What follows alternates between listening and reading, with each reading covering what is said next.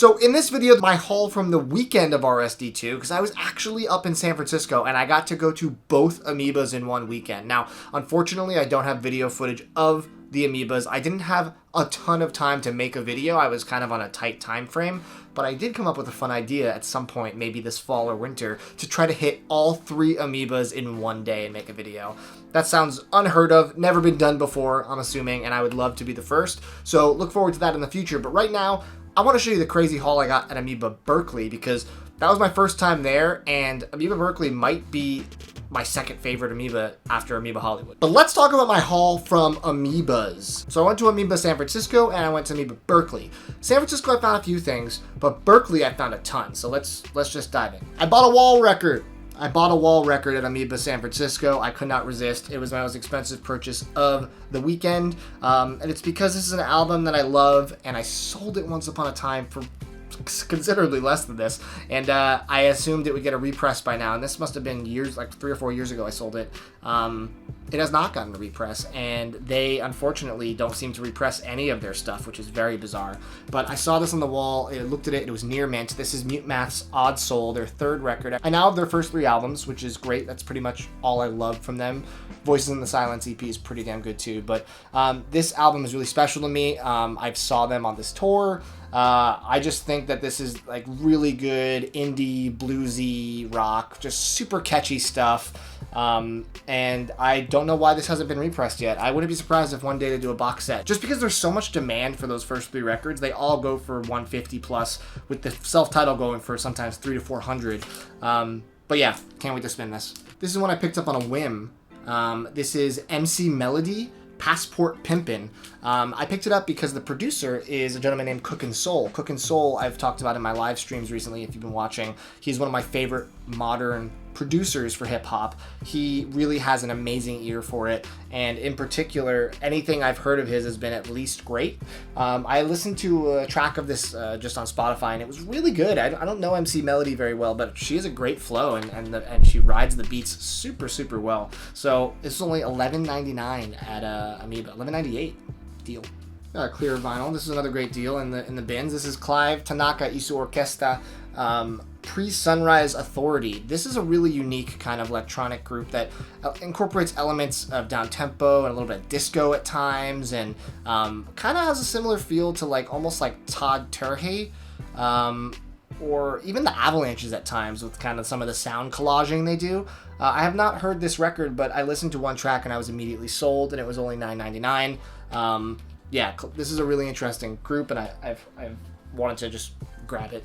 And this last one is, I was actually shocked to see this for $3 with this extremely high quality, thick gatefold release. This is Annie Ellicott, and this is Lonesome Gold Mine. I actually own another copy of this. It has like a letterpressed kind of screen printed jacket. I bought it because I discovered it, I believe, on the site Sly Vinyl many years ago when they put up some limited stuff. I was intrigued by the packaging, and then I listened, and it was just this beautiful kind of like piano-y, folky, singer-songwriter, little experimental stuff. Very pretty.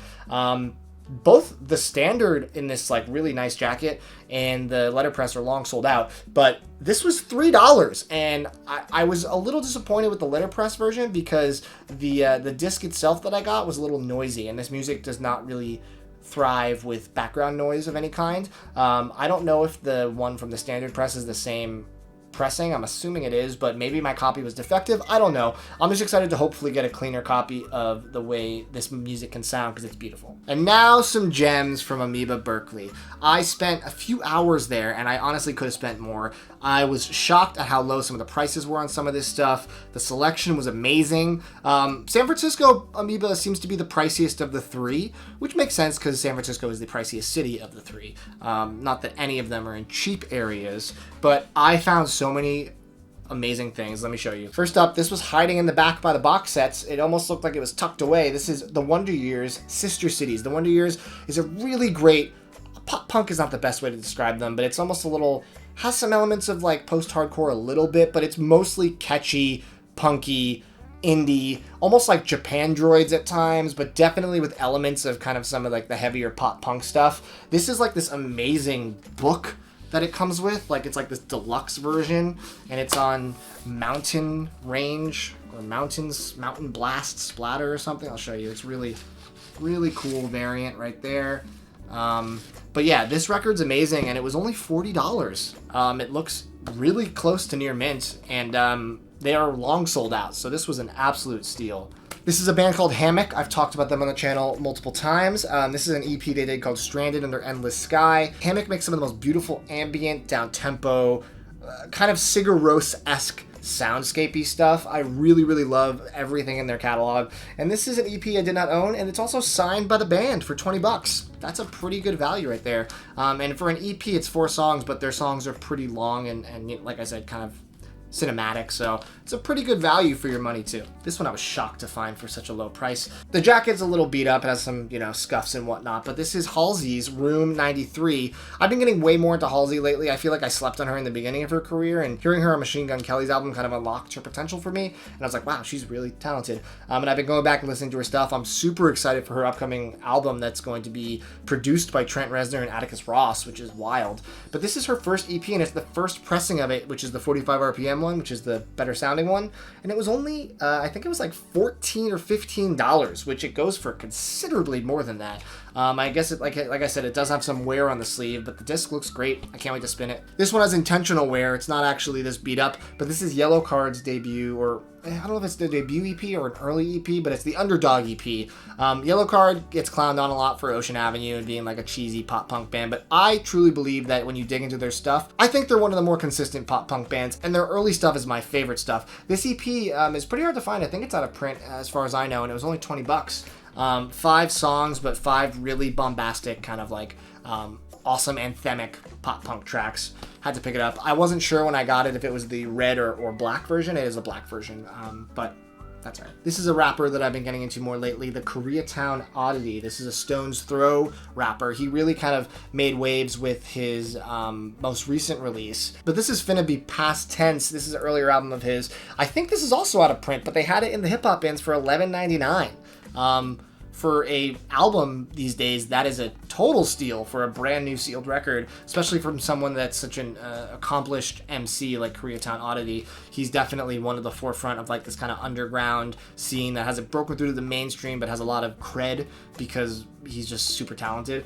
I've not heard this record, but I could not pass on it for $12. I mean, especially because it's out of print. This one was a find at the very end. I feel like people have been talking about this album a lot more lately. I don't know, I guess Fast Cars become a very popular song lately for some reason, but this is Tracy Chapman's debut. Usually you're finding these on Discogs nowadays for like $60, $70. I don't know why it's so expensive, but yeah, it says light scratches, but I'm assuming it's going to play great. It was only $20, and it was just in the bin, and I was like, wow, I can't believe no one grabbed this yet.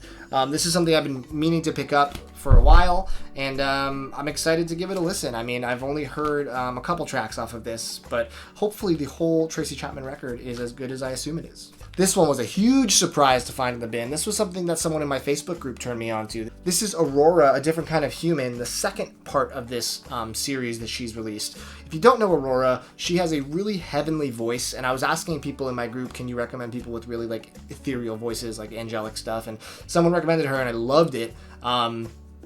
It's all out of print pretty much. Most of her stuff is extremely hard to find, so I was shocked to find this for $24.98 in the bin, knowing that this is something that's, edging up towards triple digits on Discogs. Really awesome to find a record brand new that, still hasn't jumped up from its retail price after the aftermarket got a hold of it. If you like kind of Bjork, if you like Churches, it's kind of a similar vibe to that. Really, really good record, and I'm really excited to own it. Hopefully I can find the first part too. And this finally is a band that I am starting to get into. I watched The Defiant Ones, the documentary. I can't recommend it enough. The story of Dr. Dre and Jimmy Iovine. And listening to him talk about his experience working with Bono and stuff, I realized U2 is one of those bands that I never really gave a fair shot outside of their big singles. I kind of clowned on them because Bono's a bit of a character, but I looked at their Wikipedia for all of their albums, and just about everything is critically acclaimed up until maybe the final few. And I was like, you know what, I really gotta take some time and listen to U2 and give them a fair shot before I just make snap judgments. And I went and I bought the white repress of Boy, their first record. And now I also have Rattle and Hum, which is a hybrid live studio record that they got. I'm excited to hear this. Good collection of songs. It's only $20, which I think is a pretty good deal. Yeah, so those were my records I found at both Amoebas. What I would love for you to do is tell me what you think about what I found. I hope you guys like this video. I have really good stuff planned for the next couple weeks, so stay tuned for that. Thank you guys for watching Too Many Records. As always, more coming soon. Take it easy.